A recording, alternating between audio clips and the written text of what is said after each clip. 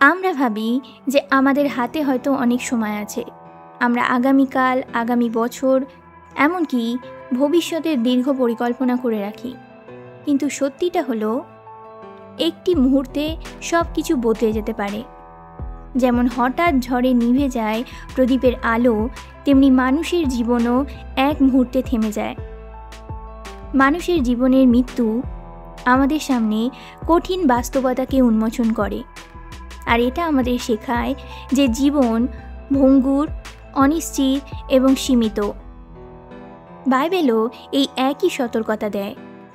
যাকব 4:14 লেখা রয়েছে, মানুষের জীবন হলো এক টুকরো কুয়াশা, কিছুক্ষণের জন্য দেখা যায়, তারপর মিলিয়ে যায়।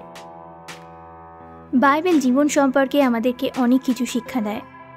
তার মধ্যে নাম্বার 1 হলো আমাদেরকে আজকের বর্তমান সময়কে, বর্তমান দিনকে মূল্য দিতে হবে।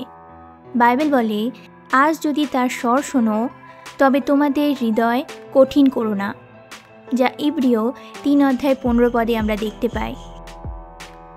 কালকের সময় আমাদের হাতে নেই, তাই আজই ঈশ্বরের ডাক শোনা জরুরি।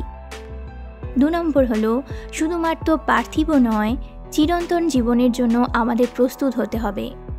পৃথিবীর সাফল্য, খ্যাতি বা সম্পদ মুহূর্তে শেষ হয়ে যেতে পারে, কিন্তু খ্রিস্টের মাধ্যমে পাওয়া অনন্ত জীবন কখনো শেষ হয় না। আর সেই জন্য শুধুমাত্র পার্থিব নয়, কিন্তু অনন্ত জীবনের জন্য আমাদের প্রস্তুত হতে হবে।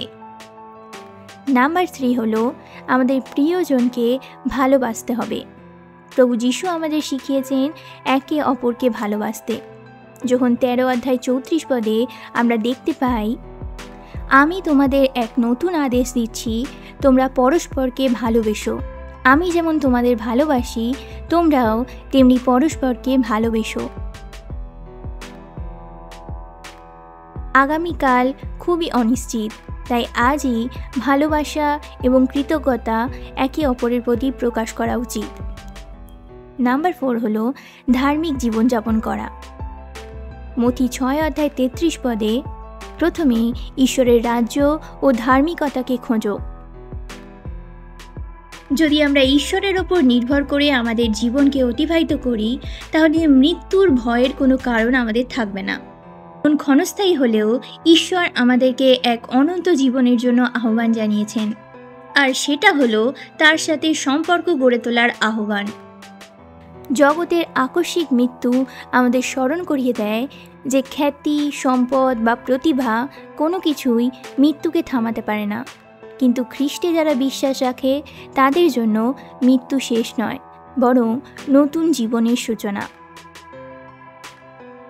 যোহন 11:25 লেখা রয়েছে, আমি পুনরুত্থান ও জীবন, যে আমার উপর বিশ্বাস করবে, সে যদি মরেও থাকে তবুও বাঁচবে। আসুন আমরা আমাদের প্রতিটি দিনকে ঈশ্বরের আশীর্বাদ হিসেবে গ্রহণ করি। আশায়, ক্ষমায় ও কৃতজ্ঞতায় আমরা আমাদের জীবনকে কাটাই, কারণ আমরা জানি না যে আগামীকাল কি হতে চলেছে, কিন্তু এটা জানি যে আগামীকাল যিনি ধরে আছেন, সেই প্রভু আমাদের সঙ্গে আছেন।